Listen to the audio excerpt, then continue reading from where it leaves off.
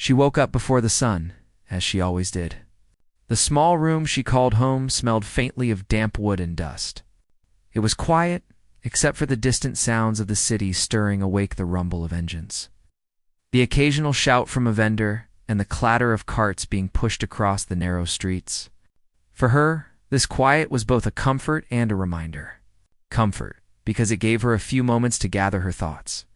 Reminder, because every day was a fight. She didn't ask for, but couldn't escape. She pulled on the thin jacket she had worn for months. It was faded, with a few small tears along the sleeves. She didn't own many clothes, but she had learned to make what she had last. Her shoes were even worse. The soles were almost gone, leaving her feet sore after a few hours of walking. Still, she put them on. Walking barefoot was dangerous in the city. She could not risk even a small cut turning into something worse. Outside, the world moved fast. People hurried past her, faces buried in their phones or in their own thoughts. Some glanced at her with annoyance, some with pity, and many with nothing at all. She had grown used to being invisible. That was her way of surviving. If people didn't notice her, maybe they wouldn't judge her. Maybe they wouldn't blame her for the life she had no choice in. Her first stop was the small cafe near the corner where she had been allowed to work. A few hours cleaning tables and washing dishes. The owner did not pay much, but he paid something. For now, it was enough to buy her a small loaf of bread and a little butter. She moved silently through the cafe, careful not to bump into anyone. The floors were wet from the morning mop, and one wrong step could ruin everything.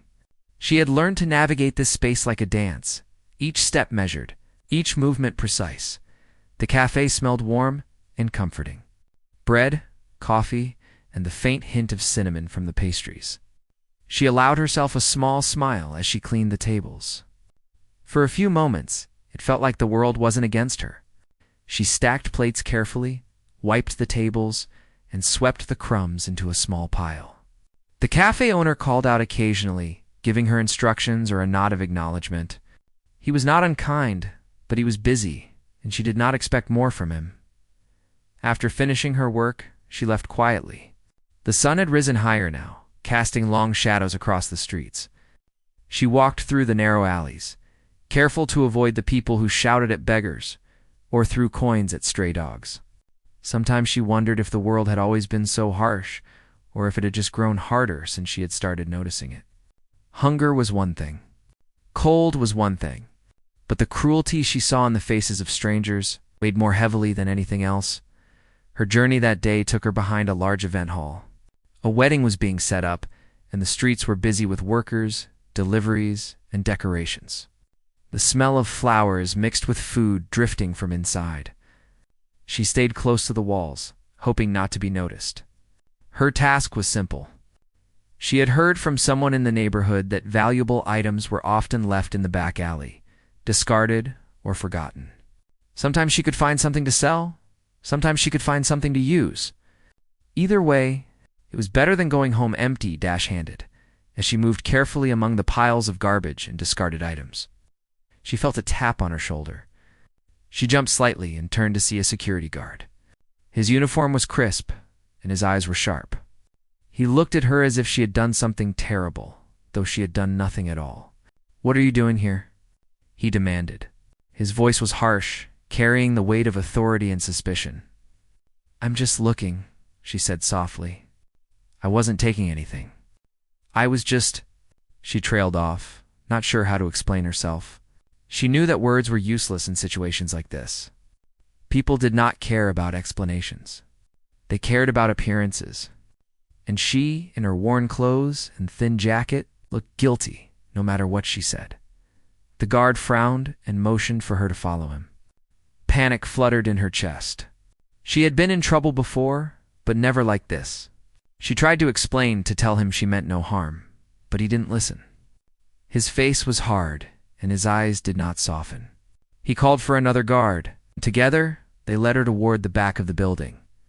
Fear gripped her, but she did not scream. Screaming would only make things worse. Instead, she followed quietly, her mind racing with questions. Why was this happening? What had she done wrong? She knew the world was unfair. But she had never imagined something like this. The guard stopped at a large, rusted metal door. Behind it was a space she had never seen before, filled with old trash bins, broken furniture, and piles of debris. They shoved her inside. "Stay here," one of them barked. "Maybe this will teach you a lesson." Then they slammed the door shut. Darkness swallowed her. She stumbled, her hands reaching out for anything solid. The smell was unbearable, rotting food, mold, and decay. She gagged, but forced herself to breathe through her mouth. Her heart pounded, and tears blurred her vision. She called out, her voice cracking. "Please, somebody help me." Minutes passed. No one answered. The only sound was the soft scurrying of rats and the distant echo of voices from the event hall. She sank to the floor, wrapping her arms around her knees. She had never felt so alone. Every day had been hard, but this felt different. This was not hunger, not cold. This was cruelty, pure and deliberate. She thought of her mother, who had worked herself to exhaustion just to keep a small roof over their heads. She thought of her little brother, who waited for her at home, not knowing she would be late. She had always believed in kindness, even when it was scarce. But sitting in that pit, surrounded by trash and darkness, she began to wonder if kindness was just a story people told to make themselves feel better. Outside, life went on. She could hear the music from the wedding, the laughter, the clinking of glasses. It felt like another world, one she could never enter. The contrast was cruel. People celebrated, ate, and enjoyed luxuries she could only dream of. And yet, she was not angry at them. She was angry at the world that allowed such inequality, a world that punished her for being poor and nothing else. Hours passed. She tried to keep herself busy, moving around the small space, finding bits of discarded paper to clean or rearrange. She whispered stories to herself, inventing friends and adventures to keep the fear at bay. She told herself she was strong, that she would survive, that someone would eventually find her. Then, faintly, she heard a sound from above. A voice? Footsteps? She could not be sure. She froze, listening. Her heart leaped. Maybe it was someone coming to help. Maybe this nightmare would end. But the footsteps moved away, leaving only silence once more. Disappointment washed over her, heavier than hunger or cold. She pressed herself against the wall, trying not to cry, trying not to give up. She thought about what life had taught her. It had taught her to be careful, to be quiet, to avoid trouble. But it had not taught her to hide from cruelty, only to survive it. She remembered the small acts of kindness she had seen. An old man sharing bread with a stray dog. A neighbor giving her a coat when winter was cruel. Those memories gave her a small spark of hope, a reminder that not everything was lost. As the day wore on, her mind drifted. She imagined a world where she could walk freely, where people judged her by her heart, not her clothes. She imagined a life where she did not have to fear every step, every glance. She imagined a moment when she could be seen, truly seen, not as a problem or a poor girl, but as a human being deserving of respect. But reality was harsh. The darkness around her pressed in, the smell of decay lingered, and the uncertainty gnawed at her courage. She shivered, both from the cold and from fear, but she did not cry, not yet. She had survived this long, and she could survive a little longer. As evening approached, the city lights flickered in the distance. The sounds of celebration grew softer as the wedding continued inside. She closed her eyes, imagining the music as a song just for her. A reminder that life outside still moved forward, that hope still existed somewhere beyond the walls of the pit. She promised herself she would not give up. Not today, not ever. No matter how cruel the world was, no matter how many times people tried to push her down, she would keep going. Somewhere, somehow, someone would see her. And until that moment, she would hold on to the smallest things. Memories, dreams, hope. The darkness was complete now. She could not see her hands in front of her face. She could not hear anything except the soft rustle of debris and the distant echoes of the world outside. But she could feel it, the quiet strength inside her, the determination that had carried her through every hardship. And even in that moment of despair, she whispered to herself, "I will not be forgotten." I will survive. The darkness in the pit pressed down on her like a heavy blanket. She had been trapped there for hours, though time seemed to move strangely in that space. Minutes stretched into what felt like lifetimes. Her legs were stiff, her arms sore from holding herself upright, and the smell of decay never left her nose. But she refused to give in to despair entirely. She whispered to herself, telling small stories in her mind, imagining a world far from this pit, a world where she could breathe freely and walk without fear. Her stomach growled loudly, reminding her of her hunger. She had not eaten since morning, and the small bread from the cafe now seemed like a distant memory. Hunger always gnawed at her, but fear made it worse. She had learned long ago that panic could be more dangerous than empty stomachs. So she forced herself to breathe slowly, counting each breath. Imagining each inhale, bringing her courage, and each exhale, taking away the terror. The sound of movement above her had startled her earlier, but now it became a strange source of hope.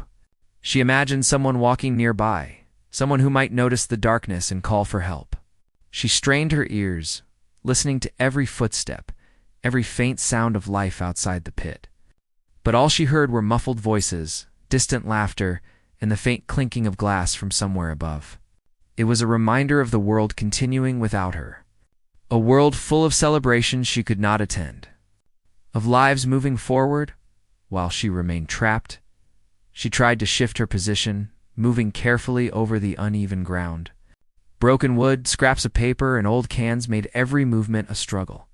She felt cuts on her hands from sharp edges and bruises from falling objects, but she ignored them. Pain was familiar to her. Fear was not.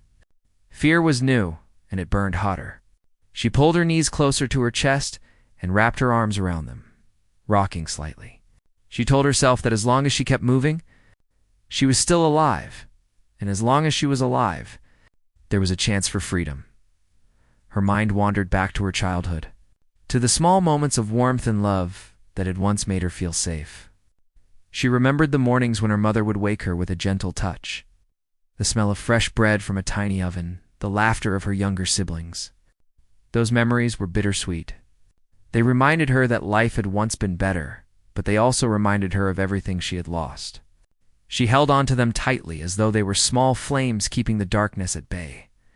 Time passed in strange ways. The pit was silent except for her whispers and the occasional sound of rats scurrying in the corners. She tried to keep herself busy, rearranging small piles of trash, imagining them as something else: a bed, a small home, a place of safety. She counted the number of cans in each pile, the number of broken boxes, and even tried to make a small pattern in the dirt. These small acts gave her a sense of control in a situation where she had none. The first signs of fear came not from hunger or darkness, but from silence itself. The pit was alive with smells and textures, but there were no voices to answer her cries. She had shouted before, hoping someone might hear her, but no one had come. She imagined that no one cared, that she was invisible, that the world had moved on without even noticing her absence. Her heart ached with loneliness. She closed her eyes and tried to remember the small joys of life flowers in the park, sunlight on her face, the sound of children laughing, even in despair. She found moments of gratitude. She was alive, and that meant there was still a chance. She remembered small lessons from life: how to find water in strange places, how to stay warm even with thin clothing, how to make a small fire using scraps. She could not do all of those things in this pit, but remembering them gave her strength. Strength was not the absence of fear. Strength was moving forward despite it. Her thoughts drifted to the people above. She could hear faint voices, the laughter of workers, the sound of music. A wedding was happening somewhere nearby, a life of joy and celebration that seemed completely out of reach. She could imagine the women in fine dresses, the men in polished shoes, and the tables filled with food she could not even dream of. There was a cruel irony in the contrast between their lives and hers, and yet she did not allow herself to hate them. She did not blame individuals for the cruelty of the world. The world itself was unjust, and she had learned that blaming people accomplished nothing. Hours passed, and her body grew weaker. Hunger was sharp now, stabbing through her chest and making her stomach twist painfully. Her legs cramped, and her hands ached from holding herself upright. Yet she did not give up. She whispered small prayers, not for miracles, but for endurance. She prayed to survive another hour, another minute, another second. She prayed for someone to notice, for someone to care, for someone to remember that she was a human being, not a problem to be ignored. Then she heard a new sound, a faint shuffle, different from the voices and laughter she had grown accustomed to. Her heart leaped. She pressed her hands to the ground, listening intently. The sound grew slightly louder, a rhythm she could not place. Could it be someone looking for her? She whispered, calling out softly this time, careful not to make too much noise but desperate for attention. Please, someone. Her voice was barely audible, swallowed by the darkness. She waited, holding her breath. The sound of movement stopped. Silence returned. Disappointment washed over her like a wave. Her shoulders sagged, and she felt tears stinging her eyes. She pressed her hands over her face, trying to hold back sobs. For a moment, she felt completely alone, as if the world had abandoned her entirely. But she remembered the small flames of hope she had carried in her mind memories. Stories, dreams, and she clung to them like lifelines. Night came slowly, the pit growing colder with each passing hour. She huddled in a corner, wrapping her arms around herself, shivering not just from the cold but from exhaustion. She thought about her family again, wondering if they were worried, if anyone had noticed she was missing. The thought made her stomach tighten. She had no way to call out, no way to reach them. Yet she held on to the hope that someone, somewhere, might remember her, might search for her, might fight for her. The darkness pressed in even more as her thoughts grew sharper, more vivid. She remembered the kindness of strangers, moments when someone had offered her a small loaf of bread or a kind word. Those small gestures seemed like miracles now. She remembered the day a woman had given her a warm coat during winter. The warmth of it against her skin, the way it had made her feel seen. Those memories were precious, reminders that not all people were cruel, not all hearts were hardened by wealth or power. Her mind wandered to the faint sound she had heard earlier. She imagined it as a promise, a sign that help might be near. She imagined a hand reaching down, a voice calling her name, someone who could pull her out of the pit and return her to life. She allowed herself to imagine the relief of sunlight on her face, the freedom of walking without fear, the joy of feeling safe once more. Those imagined moments were fragile, but they were all she had, and she clung to them desperately. Time became meaningless. She no longer knew if hours or days had passed. Hunger, cold, and exhaustion blurred together, leaving her in a strange half-dream, where memories and reality mixed. Yet in the depths of her mind, one thought remained clear. She must survive. She had survived worse than this. Life had taught her resilience, had taught her that even in the darkest moments, a small spark of hope could grow into light. She focused on that thought, letting it guide her through the endless darkness. Suddenly, there was a change. She heard footsteps again, closer this time, deliberate and cautious. Her heart raced. She pressed herself against the wall, trying to make herself small, trying to stay quiet. But the footsteps did not stop outside the pit. There was a pause, a moment of silence. And then the sound of something moving, metal scraping, a voice speaking softly to someone else. Words she could not understand. Hope surged inside her, stronger than it had been all day. Someone was near. Someone was paying attention. She called out again, louder this time, her voice trembling. Please help me. I'm here. The sound of her own voice startled her, raw and fragile as it echoed off the walls. She waited, holding her breath, praying that someone would respond, praying that she had not imagined it all. And then, faintly, she heard a voice. Not a shout, not a command, but a question, curious and soft. She could not make out the words clearly, but it was enough. It was a sign that she was no longer invisible. Her heart leaped with fragile hope. She whispered her thanks, her gratitude, her prayers all at once. Though she knew no one could hear them yet, the hours stretched on, but for the first time, she felt a spark of certainty. She was not completely alone. Somewhere above, someone had noticed her. Somewhere above, someone had felt that something was wrong. That knowledge carried her through the long night, carrying her through hunger, exhaustion, and fear. She held on to it like a lifeline, imagining the moment when the light would return, when the pit would open, and when she could finally step out into the world again. The night outside the pit was alive with sounds, though she could only imagine them. The music from the wedding still floated faintly through the air. The laughter of guests like a cruel reminder of the world she could not touch. She pressed herself against the wall, shivering from the cold. But her mind had begun to notice something new, a sound different from before. Footsteps above, deliberate and careful, not like the guards she knew were nearby. She held her breath, listening. They moved slowly, almost as if whoever it was were trying not to disturb anything. Her heart beat faster. Could it be someone who cared? Someone who might help? She whispered again, her voice small but full of hope. "Please help me." The words felt fragile like glass. But sending them into the air gave her courage she did not know she had left above ground. Abel Gren, the billionaire, had noticed something strange. He had arrived at the wedding early, as he often did, though he rarely paid attention to the small details of such events. But tonight, something tugged at him, a faint unease he could not explain. The staff moved briskly around him, but their hurried gestures and nervous glances made him pause. Something was off. He could not say what exactly, only that the feeling in his chest told him to look closer, to pay attention. He wandered through the hallways and staircases near the back of the building, his instincts guiding him. The air smelled of flowers, fresh paint, and cooked food. But beneath it was something different, a faint sour odor that made him wrinkle his nose. It was subtle, easily ignored, yet impossible for him to overlook entirely. His curiosity grew stronger with each step, and though no one questioned his movements, he was, after all, a billionaire in a world where power meant immunity. He still felt a sense of urgency he could not explain. Back in the pit, she felt the vibrations of someone moving above her. The sounds were not consistent like the footsteps of guards.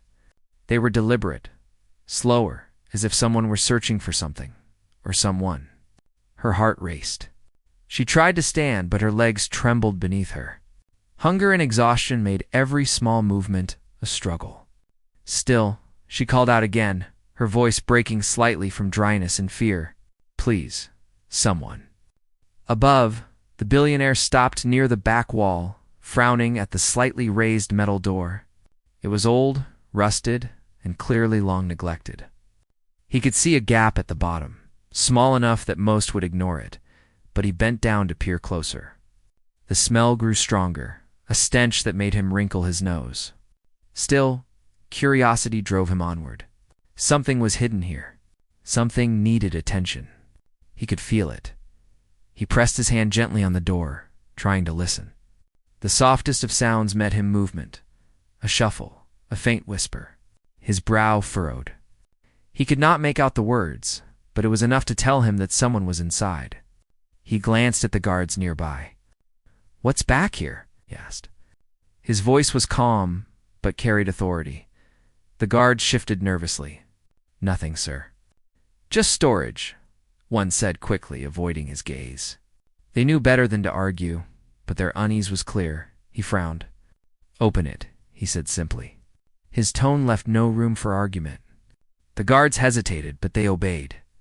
One of them bent to unlock the rusty latch, pulling the door open with effort.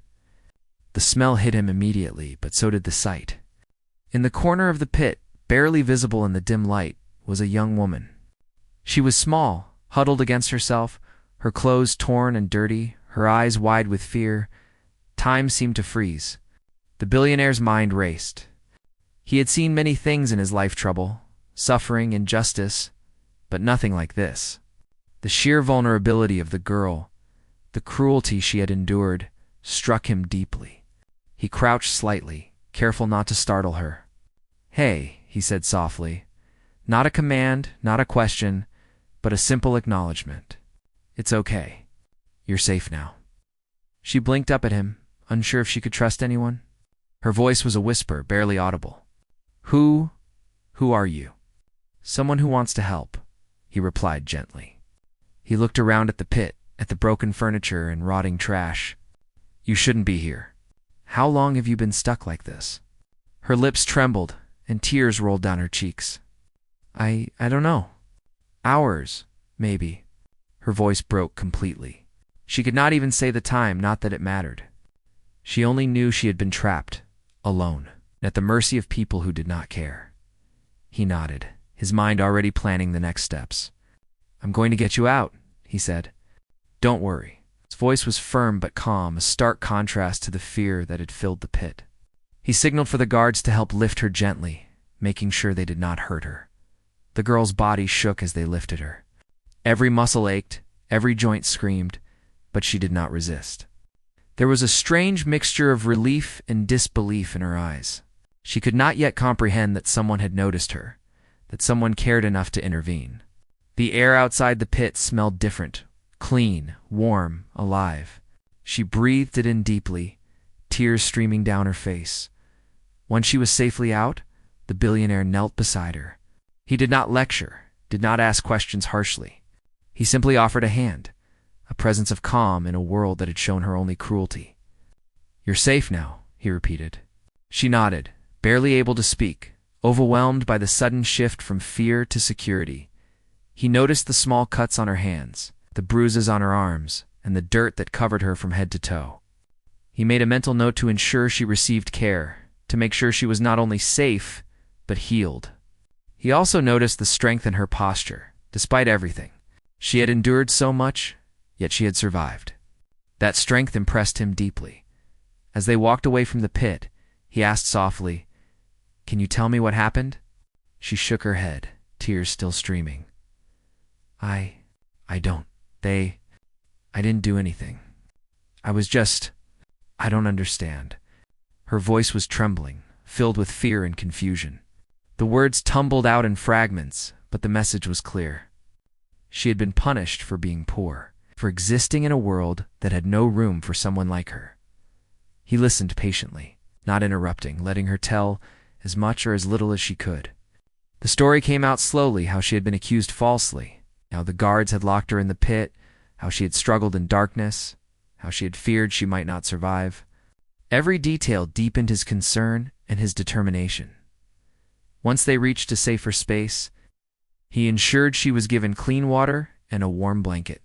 She sat quietly, shivering, her mind still processing the events. For the first time that day, she felt a small spark of safety, a fragile but real sense that she might actually survive.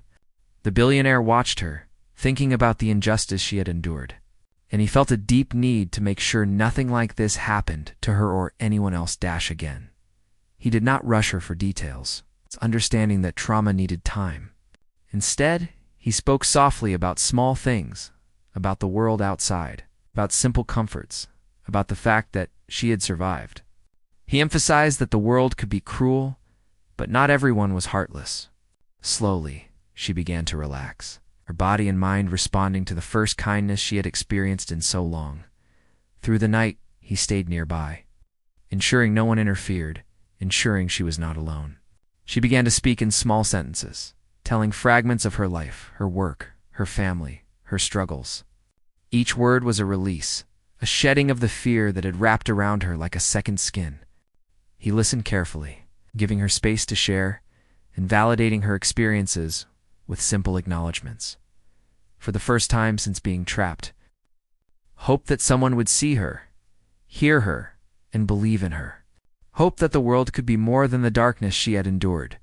She realized that even amidst cruelty, there were people who could act with compassion, who could notice what others ignored. And in that moment, she clung to that hope with all her heart, knowing that her life might be changing. One small step at a time, the billionaire made plans quietly. He would not leave her to face the world alone.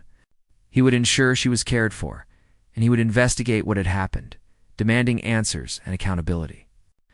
For her, he could not undo the pain, but he could ensure that the people responsible faced consequences, that no one else would suffer the same fate. And as the night deepened, with the sounds of celebration fading into the distance, she finally allowed herself to rest. Wrapped in a blanket and safe in the knowledge that someone saw her, truly saw her, for the first time. For the first time, she believed that she could survive not just the night, but the cruelty she had endured for so long. And somewhere in the shadows of the building, someone who had once been invisible had finally begun to step into the light. The first moments after being rescued were almost surreal. She sat wrapped in a blanket, shivering but slowly feeling the warmth of safety. The smell of clean air, of something other than decay, filled her senses. And for the first time that day, she could breathe without fear. The billionaire stayed nearby, watching her carefully, making sure she was truly safe. He had seen cruelty before, but nothing had struck him like the sight of this young woman, trapped and terrified.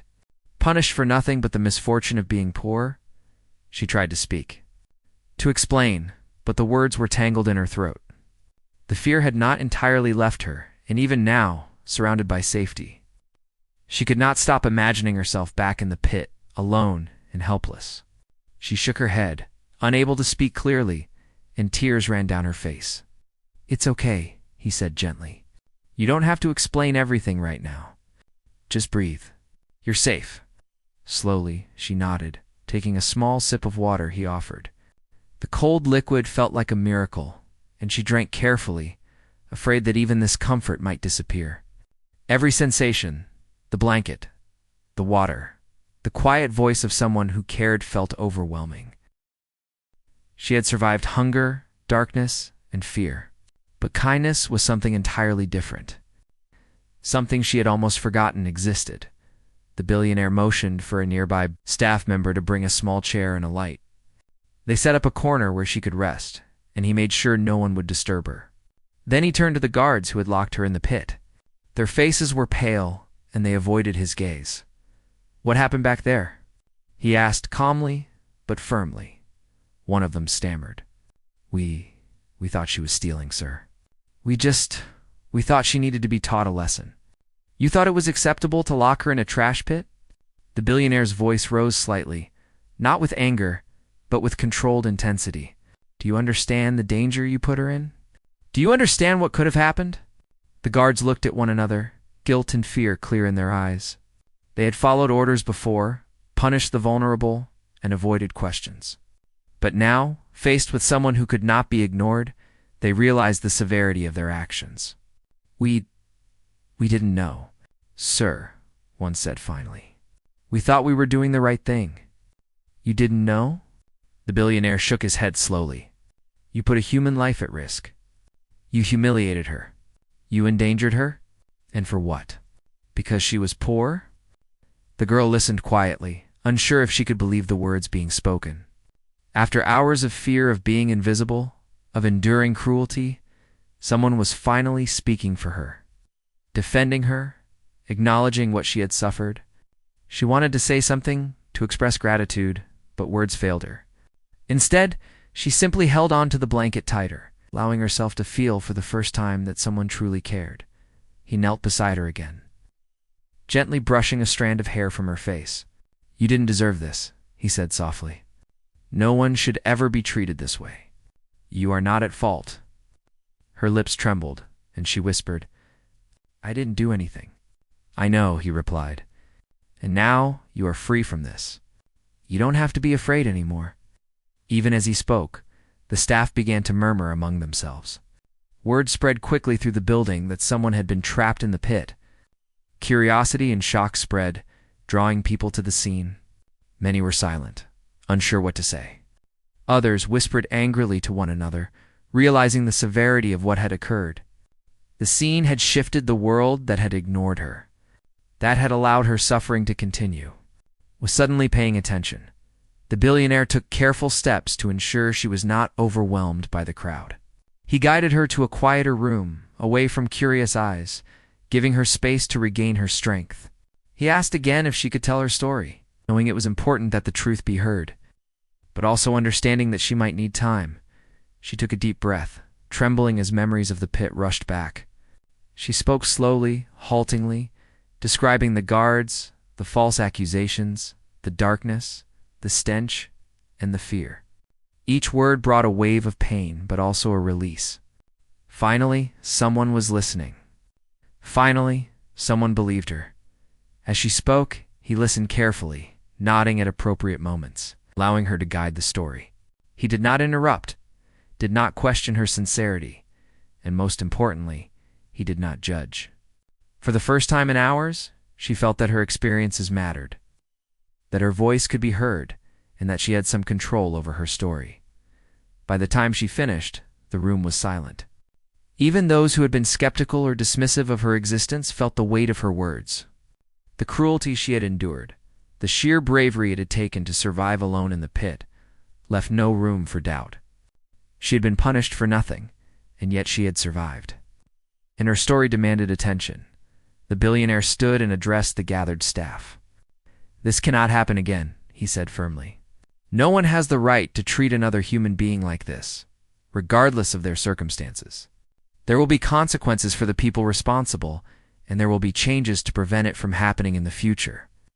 Some staff shifted uneasily, but the gravity of his words was clear. Actions had consequences, and this time, no one would be able to ignore the injustice. The girl listened quietly, her mind slowly absorbing the reality of the situation. For hours, she had felt invisible, powerless, and abandoned.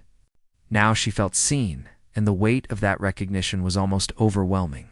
She had survived, but the survival alone was no longer enough. For the first time, she realized that she could also demand justice, not just for herself, but for others who might suffer in silence, even as she recovered physically. The emotional impact lingered. The fear, the humiliation, and the trauma of being trapped could not vanish instantly.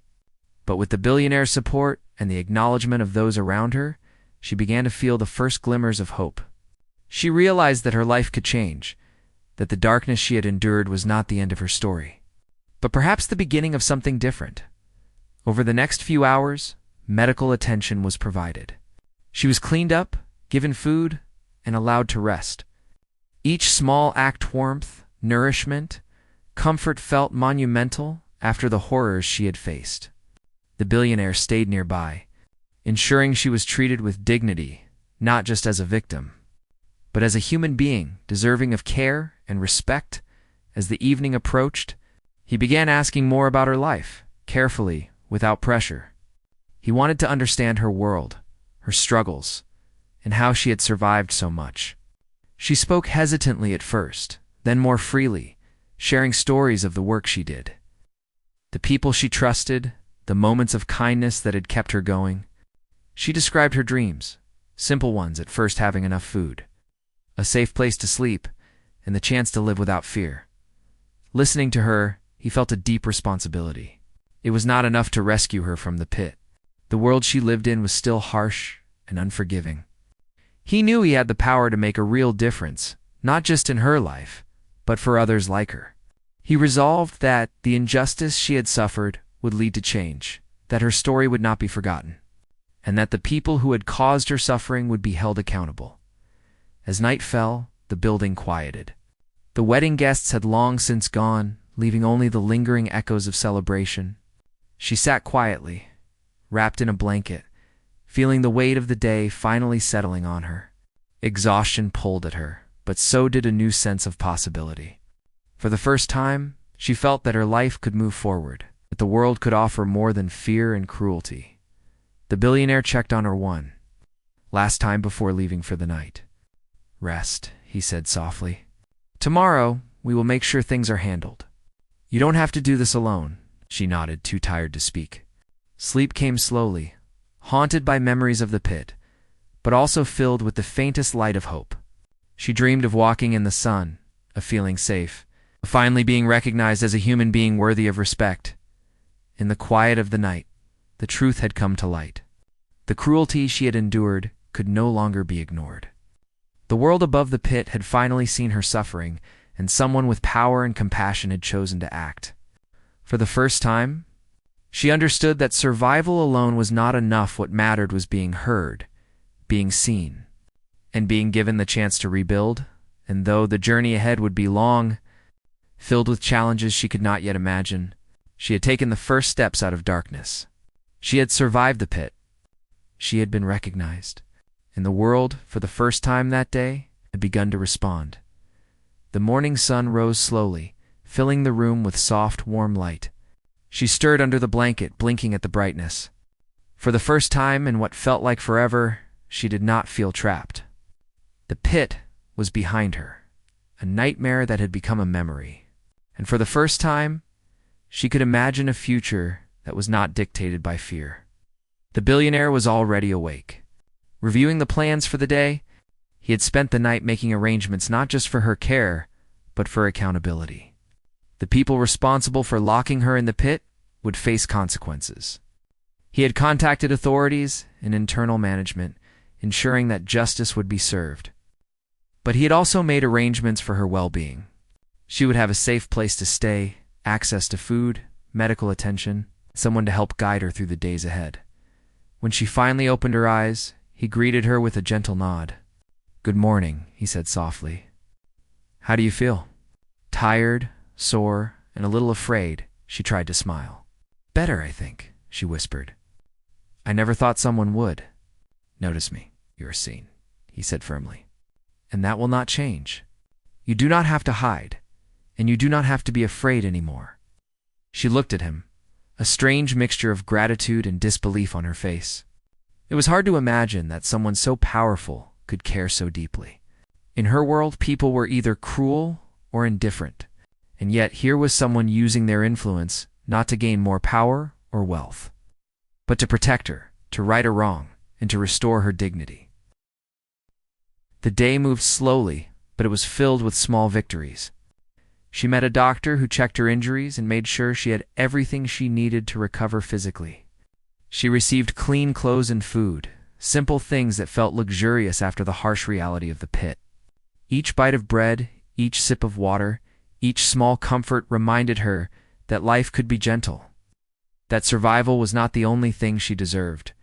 Meanwhile, the billionaire worked quietly but relentlessly. He met with managers, questioned guards, and reviewed the security procedures that had allowed such cruelty to happen. His presence alone made it clear that negligence would not be tolerated. He listened carefully to the details, and he did not accept excuses. The woman had been punished for being poor, and that was unacceptable. Those responsible would face disciplinary action. He made sure that no one could claim ignorance as a defense. Throughout the day, she observed all of this quietly. It was strange to see someone take her story seriously, to see action taken on her behalf. She had learned that life could be unfair, but she had also learned that fairness, when it appeared, was powerful. She began to feel a small spark of confidence. Maybe she could reclaim her own life. Maybe she could rebuild what had been broken. He also made sure she had a safe place to stay, away from those who had harmed her. She moved into a small apartment arranged by him, simple but clean and warm.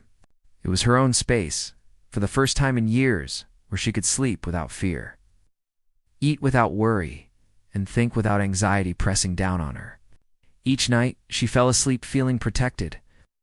The darkness of the pit replaced by the warmth of safety. As days turned into weeks, her recovery progressed.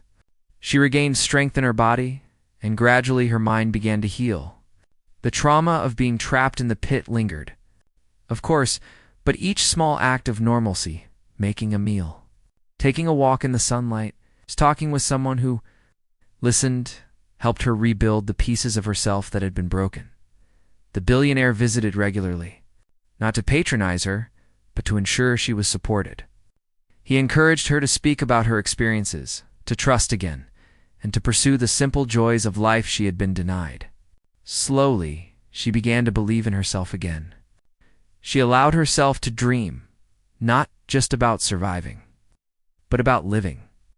One afternoon, she sat by the window of her new apartment, watching people walk by in the streets below.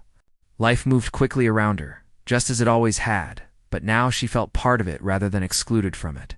She reflected on what had happened, the fear and pain of the pit, and the unexpected kindness that had saved her. She realized that life was unpredictable, sometimes cruel, sometimes unexpectedly generous, and that she had endured far more than most could imagine. News of the incident spread quietly through the community. The pit, once a place of shame and fear, had become a symbol of courage and survival. People spoke about the young woman who had endured so much and survived. The story inspired others to pay attention to injustice, to speak up when they saw cruelty, and to believe in the power of compassion. She began to take small steps toward independence. She applied for work with the guidance of the billionaire and his team, wanted to ensure she had opportunities without exploitation. She learned new skills, gaining confidence as she realized that she could not only survive, but thrive. Each day brought a new challenge, but also a new opportunity. She faced each one with courage. Drawing strength from the ordeal she had endured and the kindness she had been shown, the guards and staff who had locked her in the pit were held accountable. Some lost their positions, others were disciplined and educated on the consequences of their actions. The billionaire ensured that their treatment of her was documented and used as a lesson for others.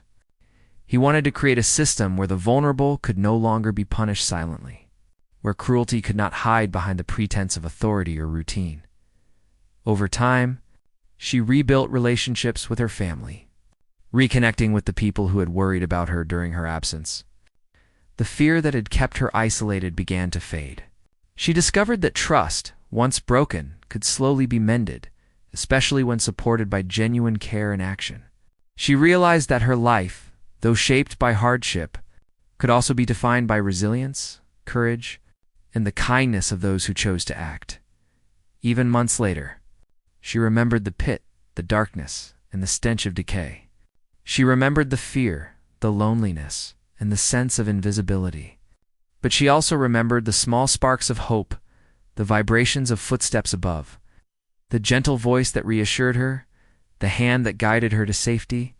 Those memories, though painful, became a source of strength, a reminder that she had endured and survived. The billionaire continued to support initiatives to protect vulnerable people.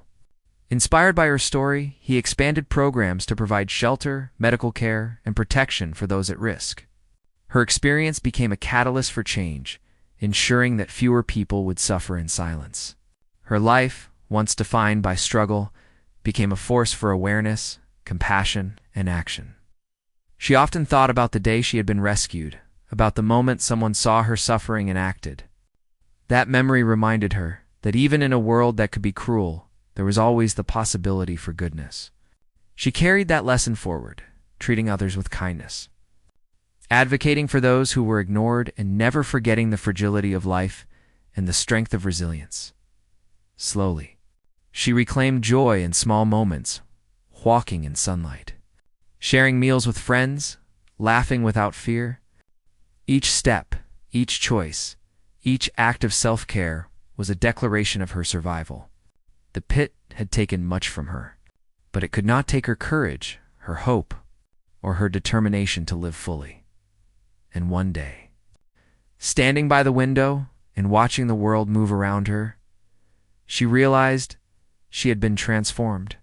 The girl who had been invisible, trapped, and humiliated was now someone who had faced fear and cruelty and emerged stronger. She had been seen, she had been heard, and she had been given a chance to rebuild her life. Her journey had been harsh and painful, but it had also revealed something important. Even in darkness, light could reach those who were willing to hold on to hope. And she had held on. The world had finally acknowledged her pain, and in doing so, it had allowed her to reclaim her place within it. She smiled softly, a smile born not just of relief, but of strength, resilience, the knowledge that she had survived and would continue to thrive on her own terms. Her story, once defined by suffering, was now defined by courage, hope, and the possibility of a future she could shape herself. She had endured the pit, she had been rescued, and she had discovered that life, despite its hardships, could still be beautiful, just, and full of promise. And so she moved forward, step by step, into a life she had fought to claim, with the quiet knowledge that survival was only the beginning, and that true strength lay in embracing the future with courage, dignity, and hope.